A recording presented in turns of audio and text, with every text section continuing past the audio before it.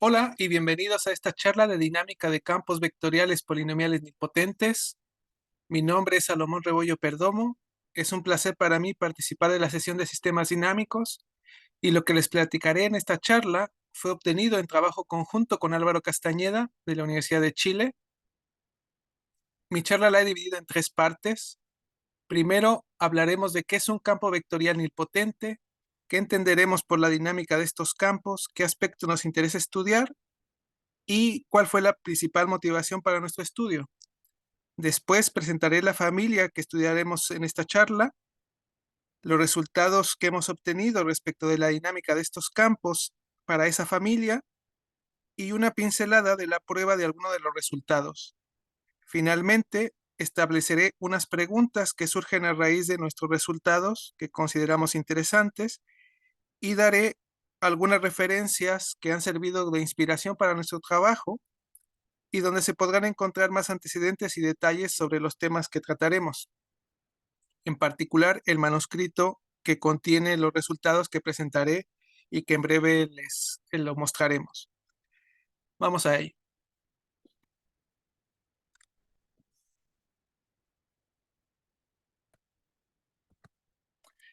Un campo vectorial F en Rn es nilpotente si para cada punto del espacio la matriz jacobiana de F es nilpotente. Es decir, todos los valores propios de la matriz jacobiana de F son cero. El campo vectorial F va a ser polinomial si cada una de las componentes F1, F2 hasta Fn son polinomios en n variables. El codominio de F aquí lo estamos interpretando como un espacio vectorial, pero también puede ser considerado como un espacio euclidiano, en ese caso F sería una aplicación. Ambas interpretaciones de F las usaremos como veremos más adelante. Regresando a la definición de nilpotencia, aquí tenemos un ejemplo de un campo vectorial F en R3, que es polinomial, ya que cada una de las componentes es un polinomio de grado 1.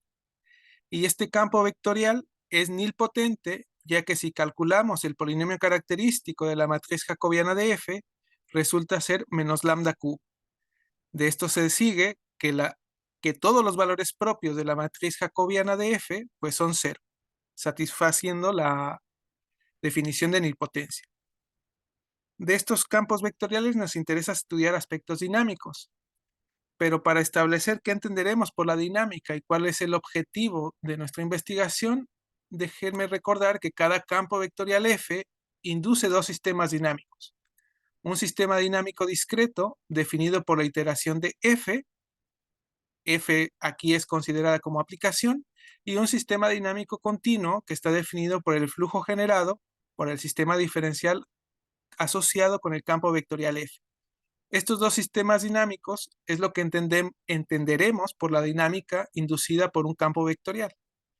Y el objetivo es determinar propiedades generales de la dinámica discreta y continua que inducen los campos vectoriales polinomiales nilpotentes en Rn. La motivación para establecer este objetivo proviene de uno de los problemas famosos en el área de sistemas dinámicos, que es la conjetura de Marcus-Yamabe. Esta conjetura consiste de lo siguiente. Supongamos que tenemos un campo vectorial F con su sistema diferencial asociado, con un punto crítico en el origen. Si para cada X en el espacio todos los valores propios de la matriz jacobiana de F tienen parte real negativa, entonces el punto crítico es globalmente asintóticamente estable. Eso quiere decir que todas las soluciones del sistema convergen asintóticamente al punto crítico. Esta conjetura fue establecida 6 décadas atrás. No entraré en los detalles de los antecedentes históricos ni de avances de la conjetura. En las referencias que presentaré al final, ahí se podrán encontrar más detalles. Solo mencionaré que la conjetura es verdadera para n igual a 1 y 2, pero es falsa para n mayor o igual que 3. Los contraejemplos polinomiales que se conocen para n mayor o igual que 3 tienen una solución que va al infinito cuando t va al infinito, es decir, es una solución no acotada, la cual obviamente no converge al punto crítico. Por lo tanto, no satisface la conjetura. Esta conjetura está establecida en la dinámica continua, pero hay una versión discreta también, que es conocida como la conjetura de Lasalle. En las referencias también podrán encontrar más detalles al respecto. Pero respecto de la dinámica continua y al hecho de que existen contraejemplos con solución no acotada, surge naturalmente el problema de si existen campos vectoriales polinomiales en Rn que bajo las hipótesis de la conjetura de Marcus-Yamabe tengan órbitas periódicas. Esta pregunta sigue sin respuesta y fue una de las motivaciones principales para iniciar nuestro trabajo. La idea es bastante sencilla. Supongamos que tenemos un campo vectorial polinomial nilpotente que tenga órbitas periódicas. Si a este campo lo perturbamos con lambda veces la identidad, donde lambda es un real negativo, suficientemente pequeño, si fuera necesario, entonces el sistema perturbado satisface las hipótesis de la conjetura, en el sentido de que todos los valores propios de la matriz jacobiana serán lambda, por lo tanto, parte real negativa. Y esperamos tener la suerte de que alguna de las órbitas periódicas del sistema no perturbado persista bajo la perturbación. Esta idea de perturbar un sistema conocido para determinar propiedades de un sistema más general es usual en sistemas dinámicos. Lo que no es usual es que los campos vectoriales polinomiales tengan órbitas periódicas. Entonces, para responder a esta pregunta, necesitamos seguir dos pasos. Primer paso, encontrar un campo vectorial polinomial nilpotente que en efecto tenga órbitas periódicas y después probar, como segundo paso, que alguna de las órbitas persiste bajo la perturbación. Este problema obviamente es difícil y por lo tanto vamos a considerar el caso de dimensión más sencilla, n igual a 3.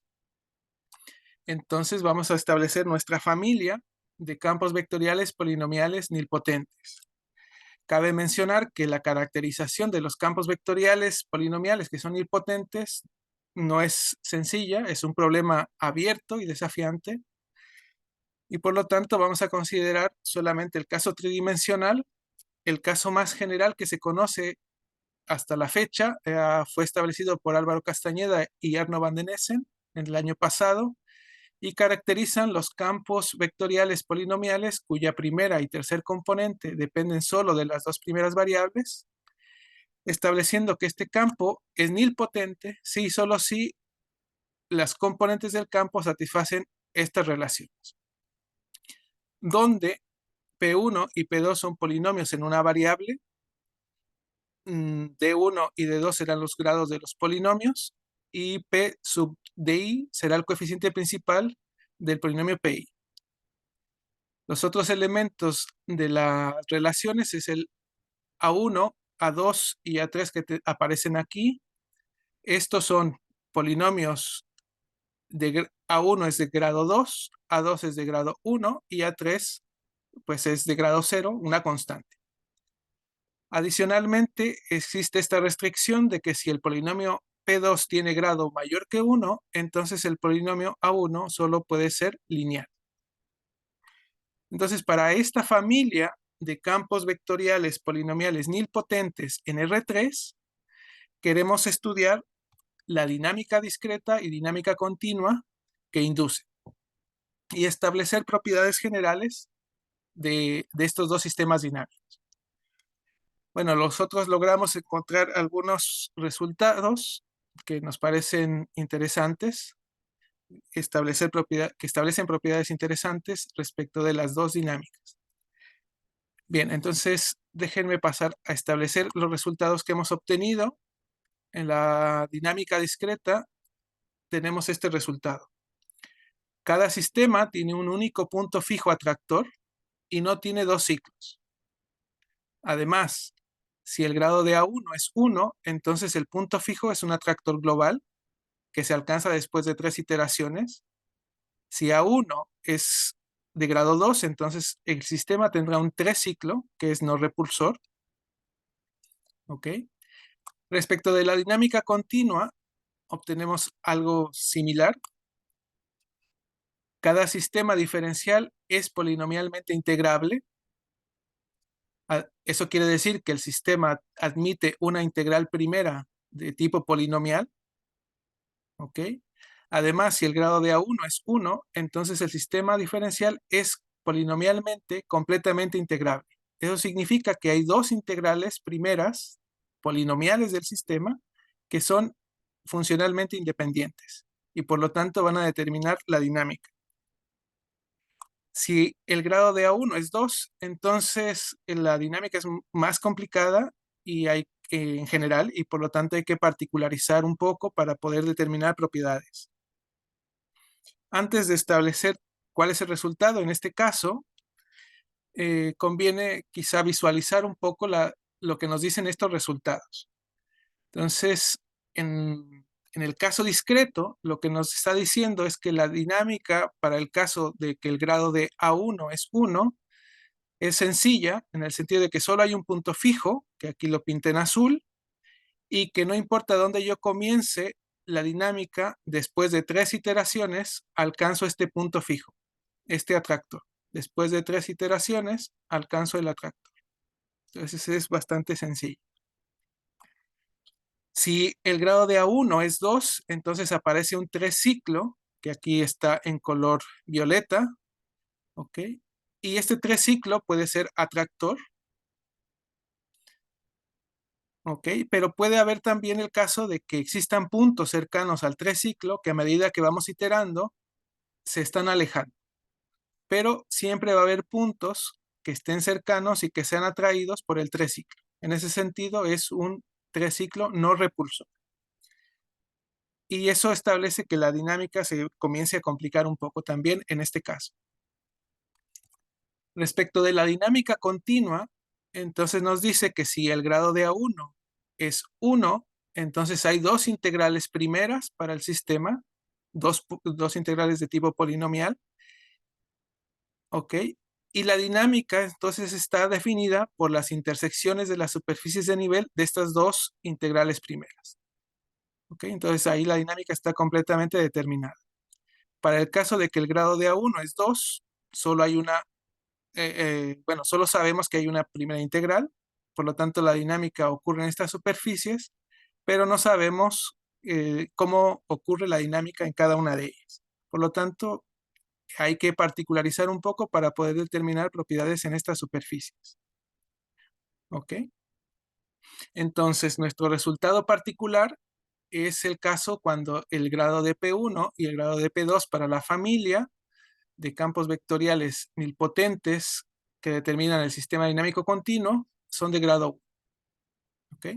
Recordar que aquí, bueno, en este caso P1 y P2 serán de grado 1.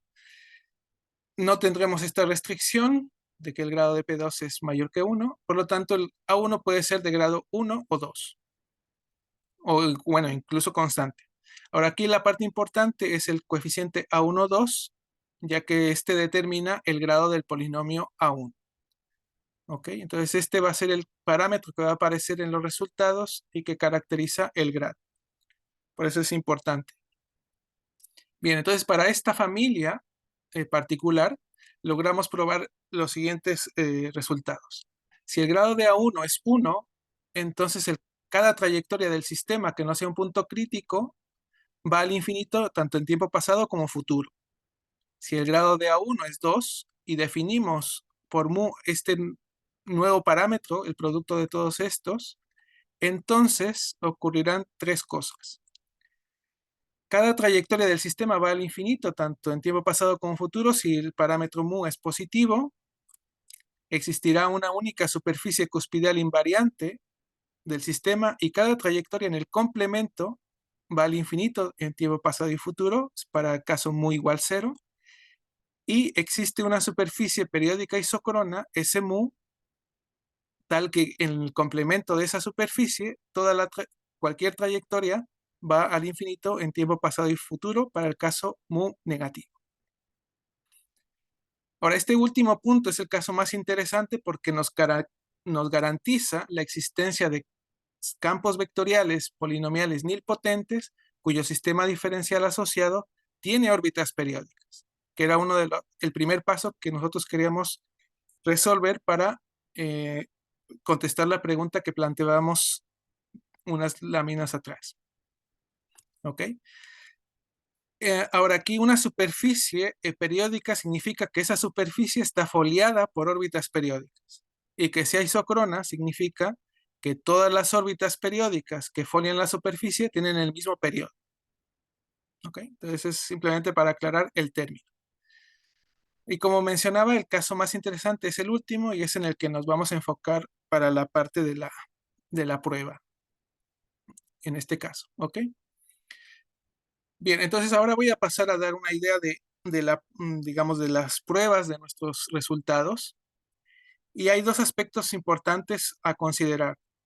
El primero es que hacemos uso sistemático de los automorfismos polinomiales para simplificar el estudio. Y esta es una idea central del trabajo. Observar o recordar que nosotros tenemos una familia que depende, donde P1 y P2 en principio son de grado arbitrario, por lo tanto son una familia bastante grande, pero que con el uso de automorfismos, en particular el automorfismo psi, definido de esta forma, donde A1 y A2 son los polinomios que están involucrados en la familia, nos permite obtener sistemas conjugados más simples, tanto en el caso discreto como continuo. Por ejemplo, en el caso continuo, el sistema diferencial original, donde P1 y P2 son arbitrarios, es conjugado vía este automorfismo polinomial con este nuevo sistema. En particular, este ya tiene una estructura más simple y tiene menos parámetros. En el caso discreto tenemos algo similar. El sistema discreto original es conjugado a través de ese automorfismo polinomial en este nuevo sistema. ¿Ok?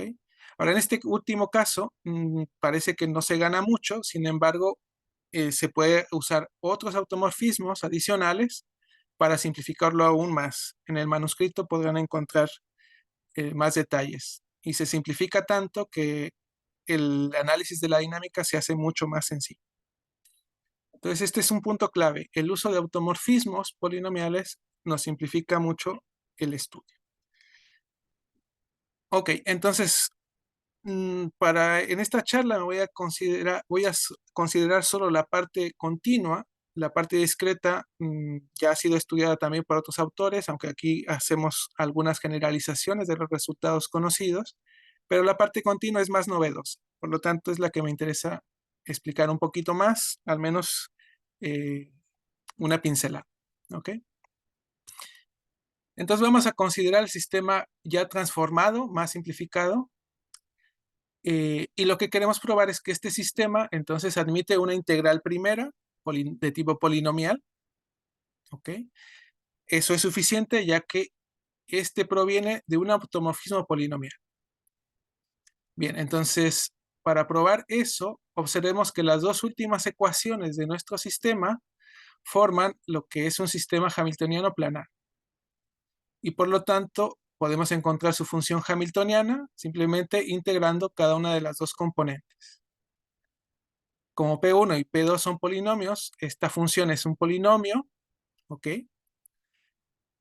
Adicionalmente, observemos que G no depende de U, por lo tanto, podemos extender esta función al espacio tridimensional a definir una función H, ¿ok?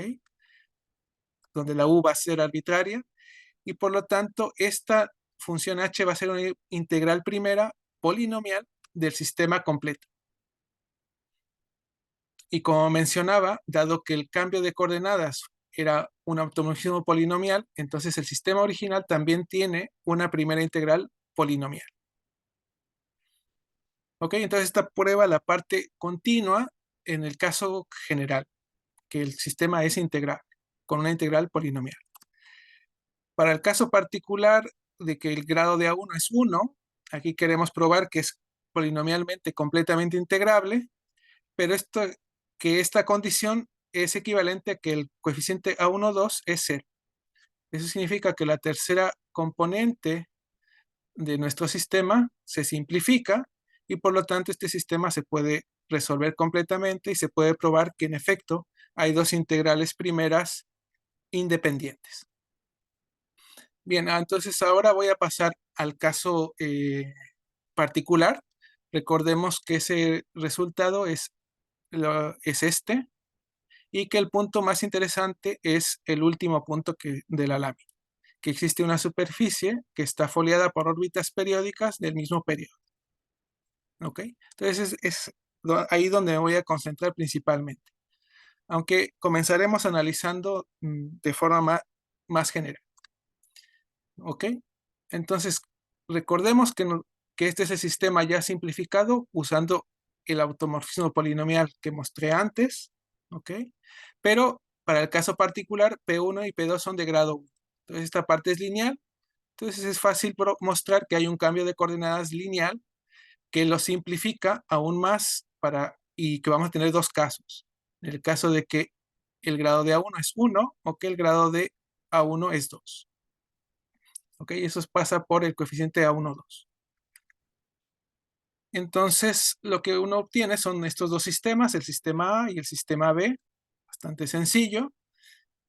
Además, el sistema A, al ser lineal y z punto igual a constante, entonces este se puede resolver fácilmente, explícitamente, y mostrar que en efecto cada trayectoria que no sea un punto crítico va al infinito, tanto en tiempo pasado como futuro. ¿Ok? Entonces, para el sistema B, vamos a concentrarnos, pero para el caso mu negativo, mencionaba que era el caso más interesante. ¿Ok?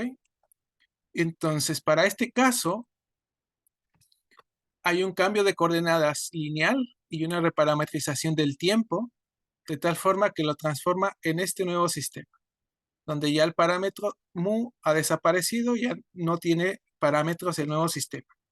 ¿Ok? Ahora, en las dos últimas ecuaciones siguen formando un sistema hamiltoniano. En este caso, el sistema hamiltoniano que nos queda resulta ser que tiene un anillo de periodo, un anillo que está foliado por órbitas periódicas, que está acotado por una órbita homoclínica, gamma, ¿ok? Y dado que la integral primera del sistema completo es simplemente extender la primera integral del sistema hamiltoniano a las tres variables, en este caso la variable x, entonces las superficies de nivel de la h son simplemente r cruz la curva de nivel de la g. ¿Ok? Entonces, este sería el dibujo de las superficies de nivel de la primera integral polinomial de nuestro sistema completo en R3. Y entonces la dinámica ocurre en estas superficies. Observemos que las superficies que están por fuera de la, digamos, de la superficie homoclínica son simplemente conexas. Además, el sistema no tiene ningún punto crítico. El lado derecho no se anula completamente. Por lo tanto, la dinámica que ocurre en una superficie simplemente conexa sin puntos críticos implica que toda órbita tiene que ir al infinito, tanto en tiempo pasado como futuro. Y esta es la idea que subyace para el caso mu positivo y mu igual 0, que casi todas las superficies son simplemente conexas. Pero el caso mu negativo, como observamos aquí, es más interesante porque ya hay superficies que son topológicamente un cilindro, es decir, no simplemente conexas, y la dinámica aquí puede ser mucho más rica. Y de hecho lo que queremos probar es que una de estas superficies está foliada por órbitas periódicas. Y la idea es la siguiente. Dado que el sistema planar es hamiltoniano, entonces hay una aplicación de primer retorno bien definida sobre esta sección transversal sigma minúscula más. Y este hecho implica que cuando nosotros observamos la dinámica en el espacio tridimensional, desde el eje X, la dinámica en Y y en Z, pues ocurre en estas curvas.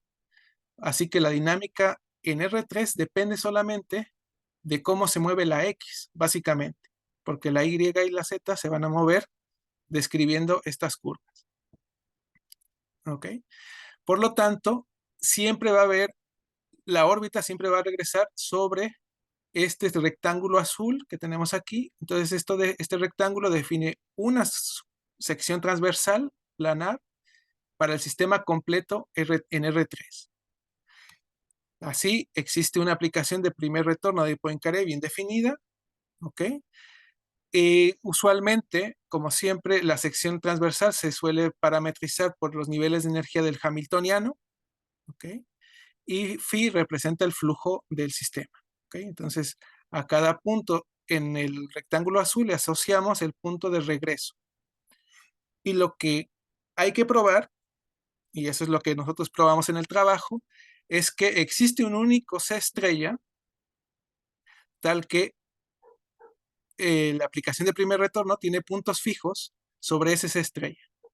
Ese C estrella, recordemos, es el nivel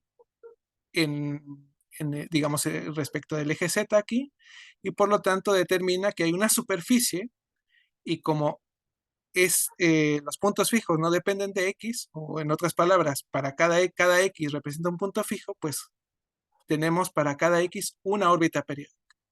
Entonces, toda la superficie está foliada por órbitas periódicas. Además, el tiempo que tarda en dar una vuelta la solución solo depende de la dinámica del Hamiltoniano, no depende de la X, y por lo tanto, todas las órbitas van a tener el mismo periodo. Así que nuestra superficie es isócrona. ¿Ok? Bueno, la existencia de un cero o de este C estrella es fácil. Lo que es más difícil es el probar que es único, pero no voy a entrar en más detalles. Mostraré aquí una simulación. Las curvas azules representan las órbitas periódicas y esa sería nuestra superficie isócrona. Las que están para las superficies que están entre la superficie isócrona y la superficie homoclínica, entonces son las que están en magenta, que obviamente no es una solución cerrada. Y para superficies más en el interior es la curva roja que está aquí, digamos, por atrás de las curvas azules. Entonces, en efecto, hay esta superficie y esto lo demuestra. Así que es bastante interesante la dinámica que podemos observar aquí. Bien, entonces para finalizar, las preguntas abiertas que quiero plantear en la dinámica discreta es cómo discernir analíticamente la existencia de m ciclos para n mayor o igual que 4. Nosotros ya probamos aquí que no hay 2 ciclos, pero que sí puede haber 3 ciclos. Pero ¿cómo probarlo para todos los ciclos? No es un problema sencillo. ¿Podría el 3 ciclo que hemos probado que existe ser atractor y único? Esto podría ser interesante ya que las cuencas de atracción del atractor del punto fijo y del 3 ciclo podrían tener alguna geometría interesante. Respecto de la dinámica continua, para el caso D1 y D2, la pregunta que sería es, ¿hay alguna de las órbitas periódicas de la superficie periódica que hemos probado que existe persiste bajo la perturbación de lambda veces la identidad? Bueno, eso no lo hemos podido contestar aún. Y eso daría entonces la respuesta positiva al problema que planteábamos al inicio. Respecto de la dinámica continua para el caso de 1 mayor que 1 y de 2 igual a 1, el sistema hamiltoniano suele presentar varios anillos de periodo y por lo tanto surge una pregunta natural que es ¿cuántas superficies periódicas puede tener el sistema en este caso cuando hay más de un anillo de periodo? Bueno, entonces esto está relacionado con el problema de ciclos límite, o podría ser un análogo al problema de ciclos límite. Y finalmente, este es el artículo o el preprint que tenemos. Aquí se puede descargar de este link. Estas dos referencias son las que nos han inspirado y que muestran los resultados de la caracterización de sistemas de campos vectoriales nilpotentes. Y estas dos últimas son en referencia al problema de la conjetura de Marcus-Yamaha. Bueno, ha sido un placer para mí platicarles lo que les he mostrado y nos veremos pronto.